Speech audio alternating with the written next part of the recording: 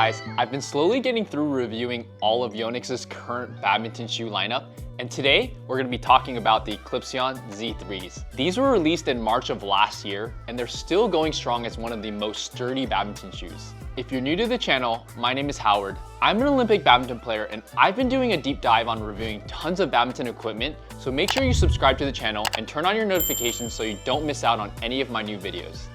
Now I know these have been out for almost a year, but if Yonex's release timeline remains consistent, then we probably won't see the next generation Z4 refresh until at least March of 2025.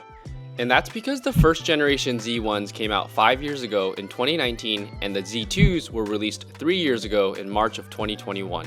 And so it looks like we can expect a new model every 2 years, and right now we're just in the middle of that 2-year cycle. I will say though, I was very happy to see the updates that Yonex made to these Z3s, because there are some significant changes from the Z1s and Z2s that were deal breakers for me, and that's why I actually stopped wearing the Eclipsion series altogether. So let's start by talking a little bit about the design of these shoes.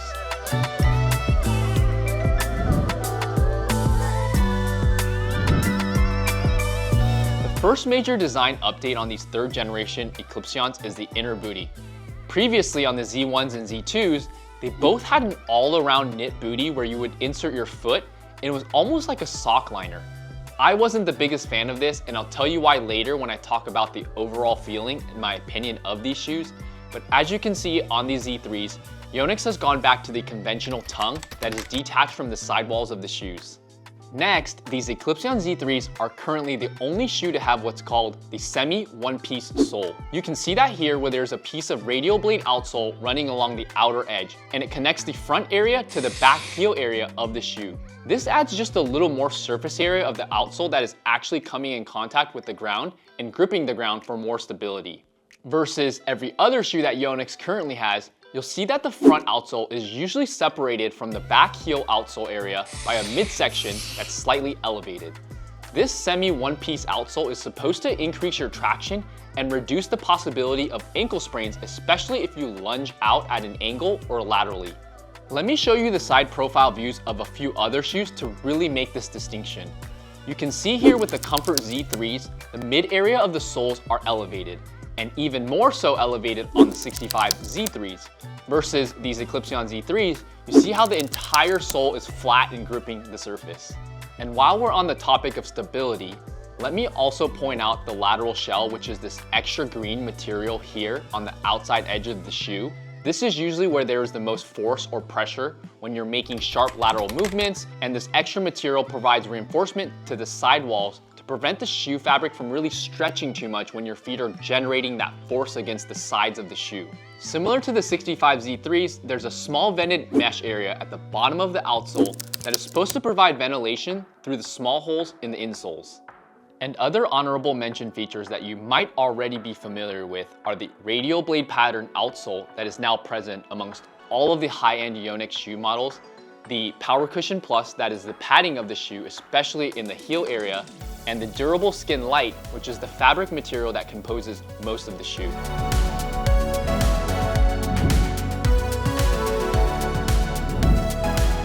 Now, the weight of the Eclipsions has always been a double-edged sword, meaning it can be good or bad depending on how you want to look at it. They have always been on the heavier side of Yonex's badminton shoe lineup, if not the heaviest, and this can be a disadvantage if you generally just do not like heavy shoes and feel like they're slowing you down. On the flip side, it can also be an advantage if you prefer the weight and think that the extra weight helps you feel more stable. So given that we already know that these are heavier in nature, let's actually throw them on the scale and see how much they weigh so we can compare them with some of Yonex's other shoes. Again, keep in mind that these are a US size 9.5, which is what I typically wear, so depending on your size, they might be slightly heavier or lighter compared to what we're gonna see here on the scale. It looks like these are coming in at about 350 grams per shoe, and for comparison, I have the opposite shoe in terms of weight. The Eris, which we all know is the lightest shoe. The Eris Z2s weigh about 250 grams per shoe. And of course, we have the popular 65 Z3s coming in at about 330 grams. And lastly, the Comfort Z3s that come in at about 350 grams. Initially, I thought that these would be the heaviest out of the bunch, but surprisingly, they're actually the same weight as the Comfort Z3s, which I currently wear.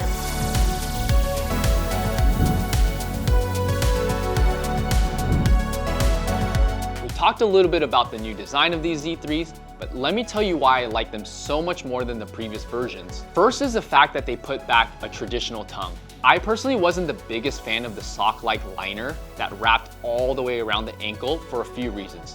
Number one, it just made it feel hot inside the shoe and that my feet weren't getting enough ventilation. Number two, it also made the shoe a little harder to put on, but more importantly, number three, you couldn't adjust this top area of your foot if you wanted the tongue positioned in a certain way. This was a huge upgrade for me.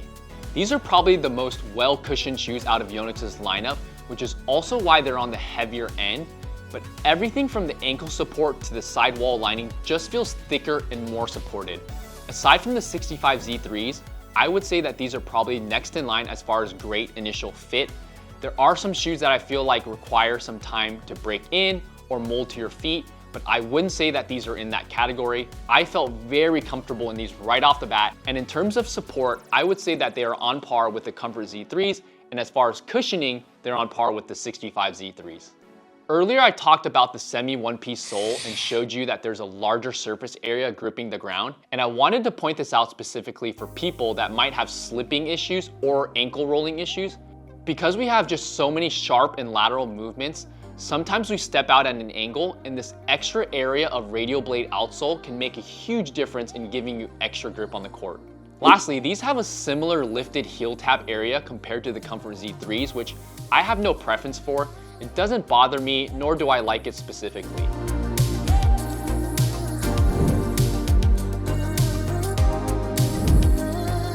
So far, there's actually only one men's colorway, which are these blue ones right here. For the wide version, they have a white with red and black accents, and for the women's, also one colorway, which is an all white with some coral green accents. With that being said, I would guess that Yonex might release a new colorway for these sometime this year before they revamp the entire shoe and release the Z4s. Just as with most of Yonex's high-end shoes, there is a budget-friendly version, the Eclipsion X, that has some reduced features, but in a very similar colorway.